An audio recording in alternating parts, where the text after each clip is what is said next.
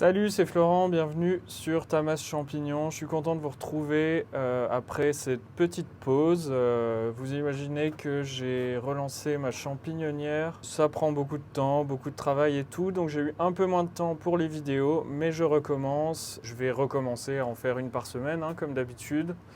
Donc pour commencer cette session, je vais vous parler de l'ouverture des sacs, de la découpe des sacs au moment de la mise en fructification. Il y a différentes manières de faire, je vais vous montrer comment je fais avec les champignons que je cultive.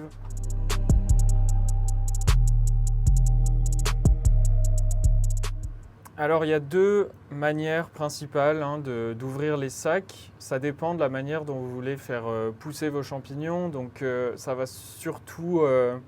on va surtout s'inspirer de ce qui se passe dans la nature. Donc si vos champignons ils poussent du haut vers le bas dans la nature, on va essayer de faire ça dans la cave, même si ce n'est pas obligatoire.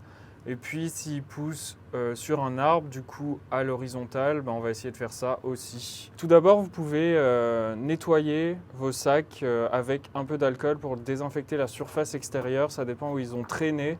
Ce n'est pas du tout obligatoire, mais ça peut être une étape qui peut vous aider à résoudre des problèmes de contamination dans la salle de culture. Du coup, je vous la partage. Ensuite, on va commencer par le plus commun, les plus simples, les champignons qui vont pousser à l'horizontale. Donc, par exemple, des pleurotes, le hydne hérisson et puis d'autres champignons. Il y en a certains comme les foliotes, les shimeji qui vont pousser à l'horizontale et à la verticale. Donc ceux-là, vous choisissez la méthode que vous voulez parmi celles que je vais vous montrer. Pour les plus classiques, les champignons qui poussent à l'horizontale, on va plutôt faire une croix. Alors la croix peut être plus ou moins grande, ça ne va pas changer forcément le rendement parce que ça va juste changer la manière dont ils vont sortir, la concentration. Après, si vous voulez des grappes plus ou moins grandes, vous pouvez faire plusieurs croix. Une, deux, si vous faites pousser sur plusieurs faces du sac, c'est plus simple d'en faire plusieurs. Moi, j'en fais plutôt une grande parce que j'ai des sacs de 5 kg de substrat. Donc je trouve ça plus adapté. Cette technique de la croix, elle fonctionne bien pour beaucoup de champignons. J'utilise aussi pour les foliotes, je fais des croix un peu plus petites. Et puis sinon, ce qui va changer, ça va être pour le hydne hérisson. La croix, ça peut fonctionner aussi pour le hydne, mais moi je préfère faire un trait parce que juste j'ai observé que ça poussait mieux comme ça.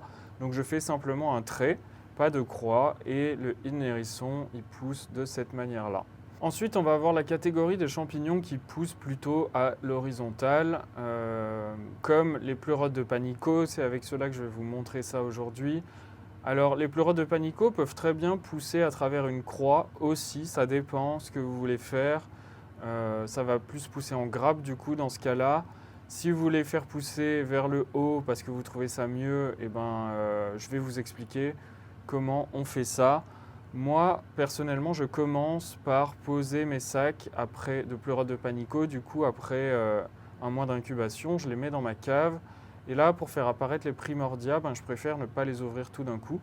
Donc ce que je fais, c'est deux petits trous d'air ou trois en haut du sac pour diminuer le taux de CO2, mais quand même garder une certaine quantité et surtout une humidité importante. Et puis une fois que je vois que les primordia ont bien avancé, j'attends vraiment qu'ils soient assez gros, c'est-à-dire de 1 ou 2 cm de haut.